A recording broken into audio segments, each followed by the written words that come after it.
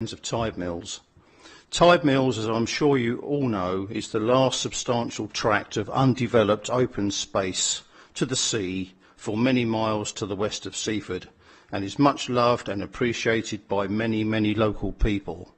Indeed, we would strongly argue that given the undoubted year-on-year increase in visitor numbers, many now coming from outside the area, Tidemills is an increasingly valuable economic asset to not just Seaford and Newhaven, but the wider Lewes district as well, and should be championed, managed and nurtured as such. Whilst not against appropriate port development at all, the Friends of Tidemills are objecting to the Brett application for the following reasons.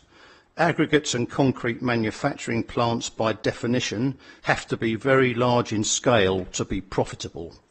Citing such an enormous industrial complex in the heart of Newhaven Port, and to all intents and purposes in the heart of Newhaven Town, and immediately to the western end of Tidemills, will certainly make Newhaven Port and Newhaven itself less attractive to the clean, forward, modern enterprises that Newhaven Port itself is aiming to position itself to do, and as is clearly stated in its own port master plan. Similarly, and undoubtedly in our view, this enterprise will certainly significantly undermine the growing economic value of Tidemills as a tourist attractor, as I have already outlined. Such a massive industrial plant will undoubtedly consequentially require significant heavy goods traffic movements, both inward and outward, to import raw material and export the final product. Irrespective of which port access road is used, this additional heavy goods traffic will have to route via our already overstretched local roads.